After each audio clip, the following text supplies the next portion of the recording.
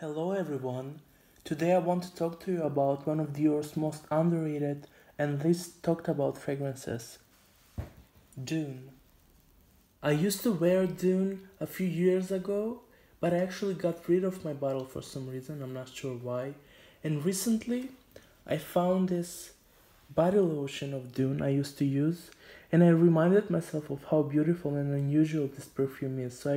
I wanted to get a new bottle and pay full price for it, but I found this on eBay, this tester bottle. It's 100 ml for a very cheap price. It was under 40 euros, and I just got it.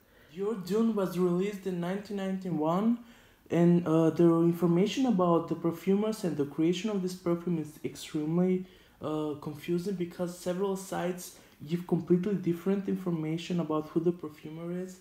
Fragrantica says it's been created by perfumer Neila Barbier together with perfumer Jean-Louis Suzac, and then Dominique Ropion is mentioned in the end, so it's very confusing. Base Notes on the other hand says that the perfumer is Maurice Roger, so who made this perfume? It's very confusing. Can you guys tell me in the comments down below if you know?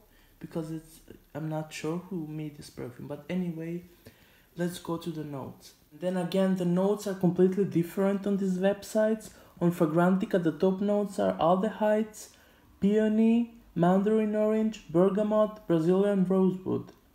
The mid notes are lily, jasmine, ylang ylang, rose, and wallflower. I don't know what the wallflower is, but yeah. The base notes are sandalwood, amber, patchouli, musk, benzoin, vanilla, and oak moss. And the notes and base notes are just mandarin in the top, peony accord in the middle, and then vanilla in the base notes, which makes absolutely no sense. Now let me tell you my opinion about this fragrance. Dune is a perfume lost in time. It reminds me of the 70s, it reminds me of the 80s, it predicts what the 90s will smell like, and also what the future will smell like. The opening is aldehydic, green, and there is a touch of medicinal bitterness to it.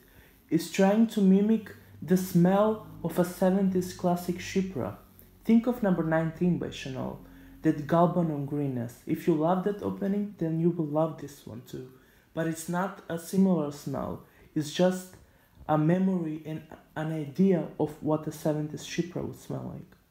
The mid notes is where the weird magic starts to happen.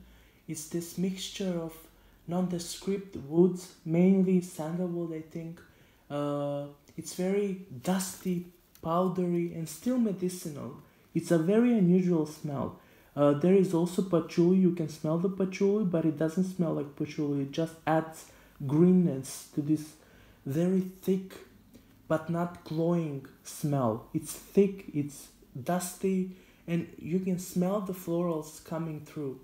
It's they're piercing through this thickness.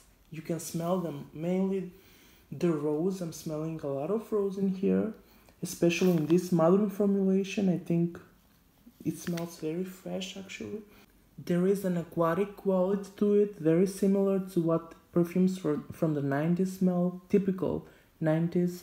And there is a feeling from the 80s too. It's like this oriental 80s balsamic sweetness to it. There's a little bit of vanilla, but it's not, this perfume is not about the vanilla at all. It reminds me of the 80s. There is an element of the 80s. That's why it's so weird, this perfume. It's the 70s, the 80s, the 90s, all together, all elements from those eras. And everything is so blended well together. It's so unusual, so beautiful. It's dusty, it's powdery, it's medicinal, it's green, aldehydic, fresh. There is a little bit of soapiness to it, but it's not overwhelming. It's such a weird perfume. Dior is not making masterpieces like this anymore. This is I don't know, it's very sad what they're doing right now, but at least we have Dune, we have Poison, we have Addict, and so many other classics. I love the contrast between the dryness and the wetness. It smells sweet and salty at the same time. And this is where the future part comes in. Humanity by Thierry Mugler is hugely inspired by this perfume. Olympia by Paco Rabanne, and so many different perfume houses and fashion houses try to recreate this smell. It's very hard to categorize this perfume and put it in a perfume family.